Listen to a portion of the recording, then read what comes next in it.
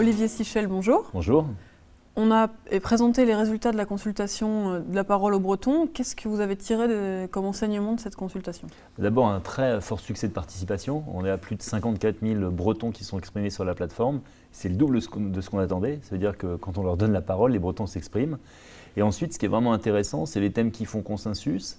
C'est vraiment les questions de développement durable et de qualité de vie, avec une demande très très forte autour des circuits courts et autour de la mobilité. Et des mobilités un peu différentes. Ce n'est pas forcément de relier Paris à Brest qui est demandé, c'est plutôt de relier les villes bretonnes entre elles.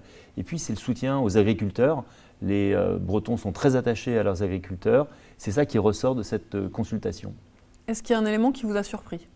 L'élément qui m'a surpris, et c'est une bonne nouvelle pour la Bretagne, c'est qu'on avait posé des questions sur l'emploi.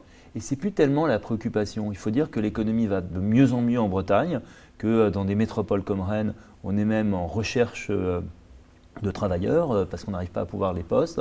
Donc ça, c'est une bonne nouvelle. Et je peux vous dire que ce n'est pas le cas dans toutes les régions de France. Est-ce qu'il y a des pistes sur lesquelles vous allez travailler à partir de cette consultation? Oui, les pistes sur lesquelles on va travailler, c'est vraiment les circuits courts. Comment est-ce qu'en fait, on peut amener aux Bretons ce qui est produit localement par les agriculteurs bretons? C'est visiblement une grosse demande. Donc on n'est plus dans la phase où il faut faire plein de supermarchés. Ce n'est pas ce que les Bretons demandent. Les Bretons demandent à ce qu'on respecte leur environnement.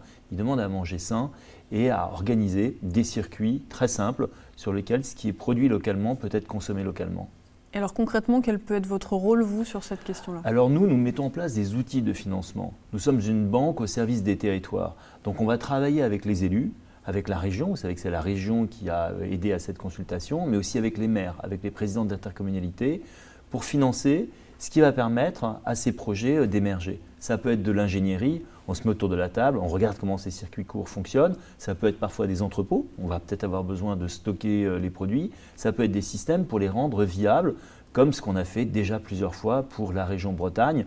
J'étais cet après-midi sur le métro, plutôt sous le métro de Rennes qui va ouvrir. C'est un métro qu'on a financé il y a des années. Et bien maintenant, on va passer à autre chose, à ce que demandent véritablement les Bretons.